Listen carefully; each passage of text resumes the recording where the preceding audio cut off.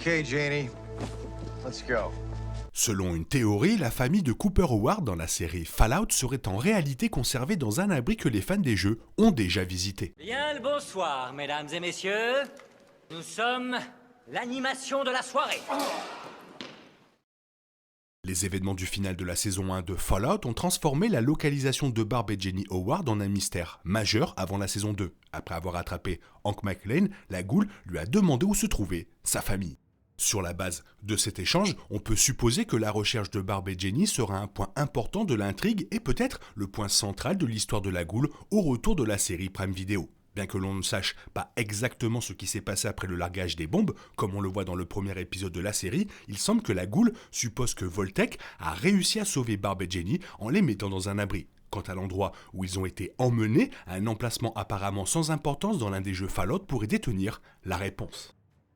Le final de la saison 1 de Fallout présente un lien subtil avec un abri spécifique de Fallout New Vegas. Un panneau d'affichage dans le générique sert de publicité pour les suites Cryo du Top Hotel & Casino, emplacement existant dans la franchise Fallout. Le Top était un grand bâtiment que le personnage du joueur de Fallout New Vegas, connu dans l'univers sous le nom de Courrier, était libre d'explorer. Il convient toutefois de noter qu'il n'y avait aucun cryopode nulle part dans le bâtiment. Mais cela ne veut pas dire que le panneau d'affichage est un trou dans l'intrigue, étant donné qu'il est également établi à New Vegas qu'il existe un abri secret accessible depuis le sous-sol du bâtiment, l'abri 21.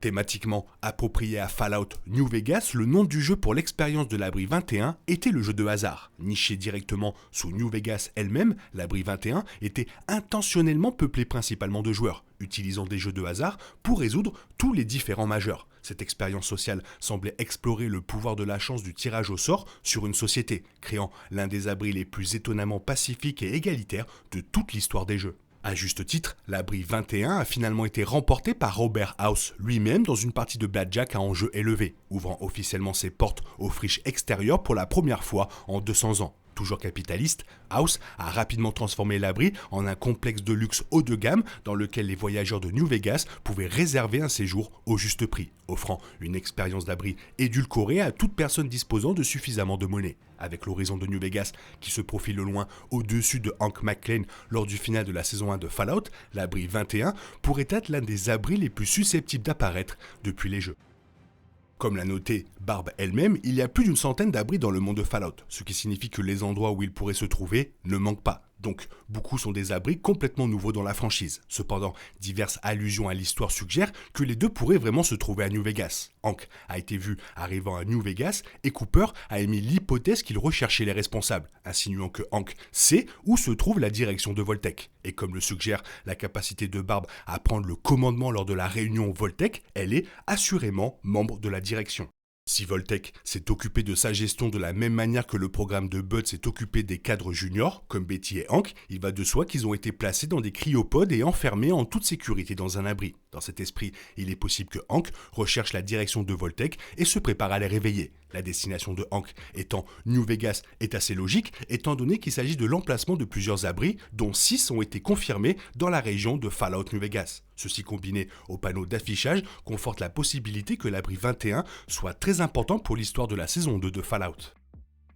À première vue, il peut sembler que Barb et Jenny devraient se trouver dans un nouvel abri inexploré s'ils étaient à New Vegas. Sinon, le joueur serait tombé sur un grand stockage de cryopodes non ouverts. Cependant, l'introduction de l'abri 21 dans le jeu prouve que ce n'est pas le cas. L'abri 21 n'a pas pu être entièrement exploré dans le jeu, ce que Vault-Tec avait là-bas est encore un mystère. La raison en est liée au fait que certaines parties de l'abri 21 ont été remplies de béton. Cela a naturellement soulevé des questions sur la raison pour laquelle l'abri 21 a été partiellement bouclé et sur ce qu'il y a là-bas que le joueur ne peut pas voir. Il va sans dire que c'était un détail étrange à intégrer dans la carte de Fallout New Vegas. Quant aux raisons de cette décision, elles étaient pour la plupart ambiguës, même si l'on savait que Mr. House, le dirigeant de New Vegas, était derrière cette décision. Apparemment, Mr. House a fait en sorte que le béton soit coulé dans les niveaux inférieurs afin qu'il soit définitivement fermé. Il y avait des spéculations selon lesquelles il avait fait cela dans le cadre de son plan visant à transformer la zone en hôtel et à amener les personnes vivant dans l'abri à le rejoindre. Mais malgré cela, il restait un sentiment de mystère autour de sa méthode et surtout ses motivations. Si la direction de Vault-Tec était stationnée là-bas, cela pourrait ajouter une nouvelle perspective au plan de Mr. House pour l'abri 21. Une possibilité est que Mr. House pensait que la direction de Vault-Tec représentait une menace pour son règne sur New Vegas et ne voulait pas qu'il se réveille. Certes, une telle opinion serait justifiée si l'on prend en considération la façon dont Vault-Tec et Mr. House avaient des projets sur les terres désolées. Ni l'un ni l'autre n'aurait voulu que l'autre partie soit en mesure de contrôler la reconstruction de la civilisation. L'apparition surprise de Mr. House soutient l'idée selon laquelle Fallout organise un voyage passionnant dans l'abri 21 à la poursuite de Barb et Jenny Howard. Fondateur de Robco Industries, Mr. House a représenté son entreprise à la réunion Vault-Tec et s'est même impliqué dans la conversation à plusieurs reprises. Cela a donné à l'épisode un easter egg supplémentaire de Fallout New Vegas, mais a également ajouté un autre élément de base pour la saison 2. Maintenant que Fallout a officiellement choisi un acteur pour le rôle en live-action de Mr. House, il dispose d'un moyen simple de clarifier les choses et les vieux mystères sur ses activités dans la chronologie de Fallout. Avec l'emplacement actuel de Barb et Jenny ainsi que la connexion de Mr. House à Vault-Tec, tous deux mis en avant dans le final de la saison 1 de Fallout, il y a de fortes chances que les deux histoires soient liées d'une manière ou d'une autre. Il se pourrait que si le prochain flashback de la série plonge dans les relations de Mr. House avec Vault-Tec, il aboutira à des révélations intéressantes sur l'abri 21 et ce qui est devenu la direction de Vault-Tec. Et même si Barb et Jenny se trouvaient dans l'abri 21 mais étaient déplacés après l'ajout du béton, une découverte de cette ampleur constituerait toujours un tremplin majeur vers la fin de ses recherches pour Cooper.